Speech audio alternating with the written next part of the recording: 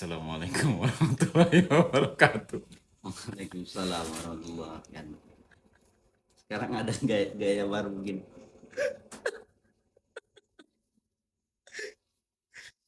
Biar tampil beda aja malam ini. Banyak yang seru masalahnya malam ini. Jadi kita sambil seru-seruan. Alhamdulillahirobbilalamin. Kita bisa kumpul lagi, ngonten lagi. Sehat ya Pak Kiai ya. Sehat. Sehat. Ngopi dulu, ngopi. Huh.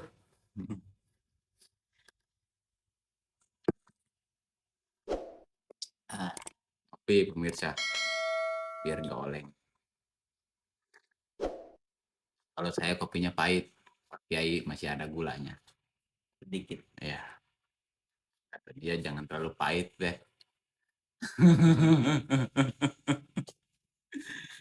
Kita sambung ke konten yang selanjutnya. Kemarin udah ngebahas tentang sholat Imam Hanafi, wudhu Imam Hanafi, terus ada pembahasan umroh dan haji. Untuk malam ini kita sedikit agak naik level pembahasannya. Apa itu? Kemarin kan kita masih main di syariat. Nah, ini agak naik dikit tauhid. Woi. Boleh. Ya, walaupun saya belum sampai di makom yang di situ, cuma saya ingin belajar mengetahui gitu tingkatan-tingkatan yang tadi dari syariat, apa ma'rifat ya, terus hakikat. Gitu. Nah ini kita agak sedikit membahas tentang tauhid. Ada yang nanya Pak Kiai ke saya, Mang Robert, siap. Gitu kan? Iya. Jadi ini timbul dari lubuk hati. Timbul dari lubuk hati karena belum ada yang komen, belum ada yang belum ada yang minta request. Tetap ditunggu. Kan sambil nunggu, ya maksudnya sebelum saya mengedepankan kebutuhan orang lain dulu. Nah, karena belum ada yang request, jadi ini dari sesuatu lubuk hati yang paling dalam.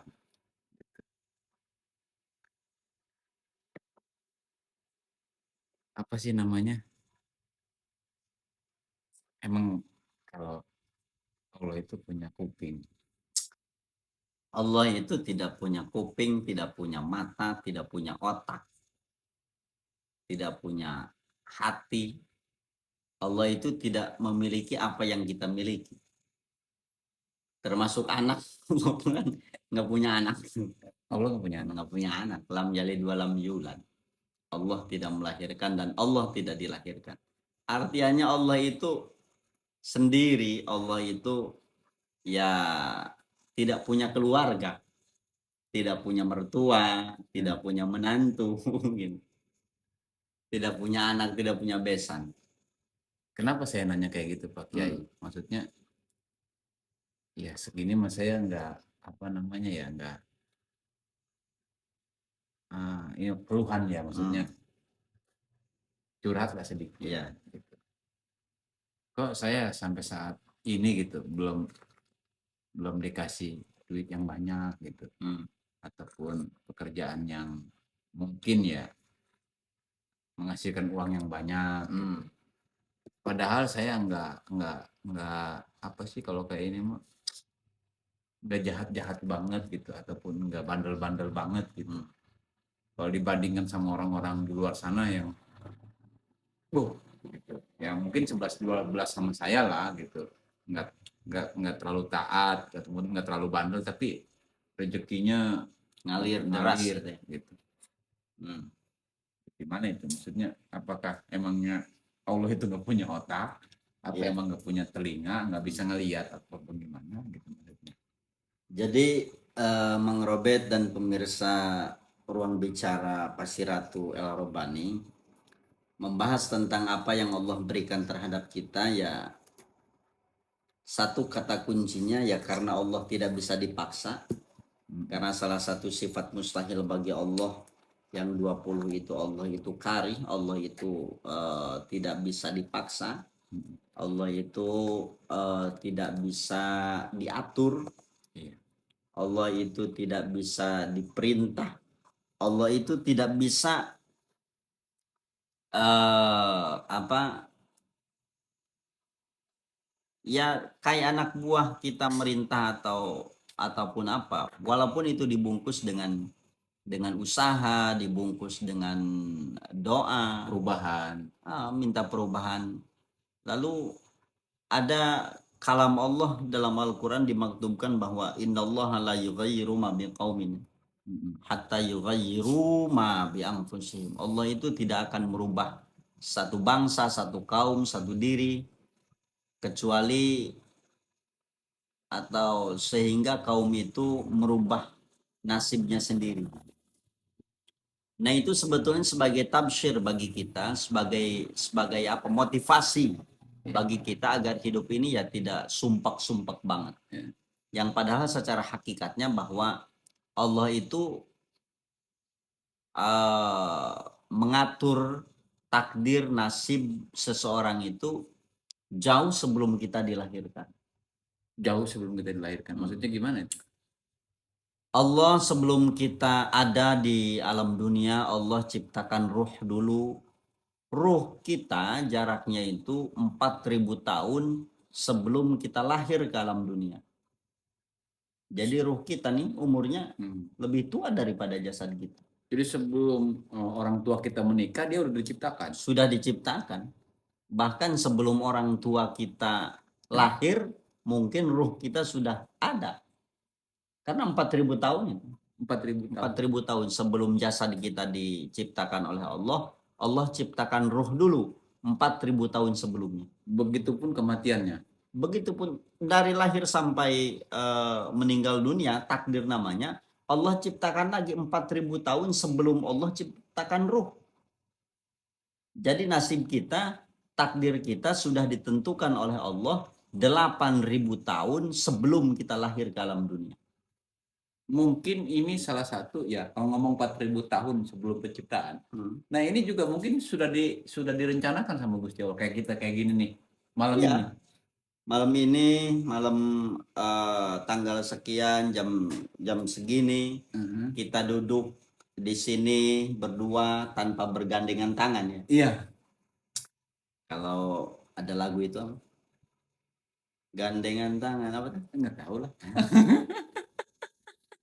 Nah itu 8.000 tahun. 8.000 tahun sebelum kita lahir, Allah sudah maktubkan nasib kita di Lauhul Mahfuz bahwa malam ini kita ngobrol dengan baju seperti ini, dengan posisi seperti ini, dengan kopi dan ya dengan semuanya. Ini 4.000 tahun. 4.000 tahun sudah ditakdirkan.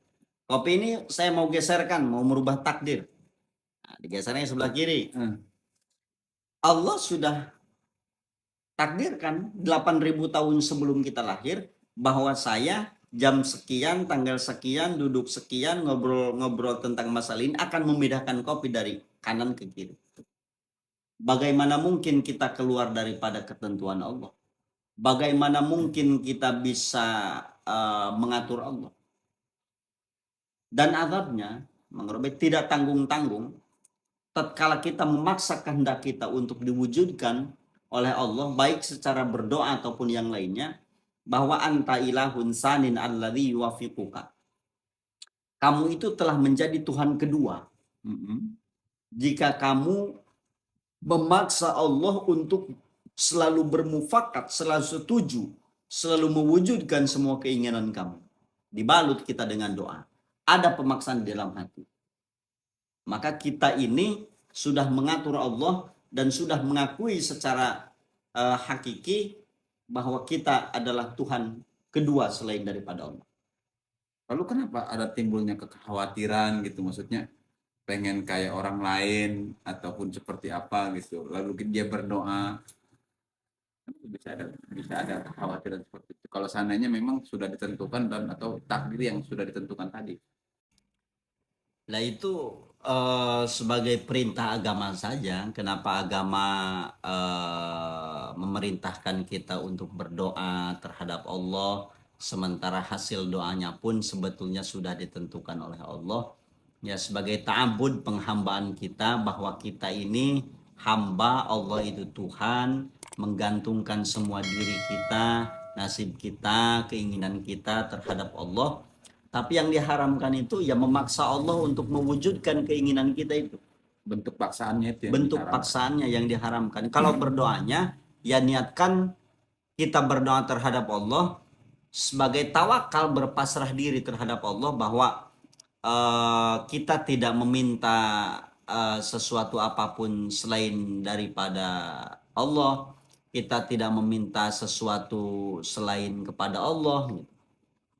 Nah, kalau berdoa dengan tata cara dan keyakinan serta niat yang seperti itu, ya maka doanya itu dianggap ibadah. Tapi kalau kita memaksa berdoa terhadap Allah, memaksa agar Allah ini mewujudkan atau mengabulkan doa kita, yaitu itulah niatan yang diharamkan oleh tauhid ya, oleh tasawuf. Itu yang disebut melawan takdir gitu. Melawan takdir, i'tirad terhadap Allah, dan konsekuensi yang kita terima tatkala kita tidak menerima apa yang Allah tentukan di dalam kehidupan kita, maka akan mautuddin, mautut tauhid wal ikhlas, akan mati agamanya, kemudian akan mati ketauhidannya, imannya, akan mati keikhlasannya. Kita ibadah harus ada hadiah daripada ibadah itu.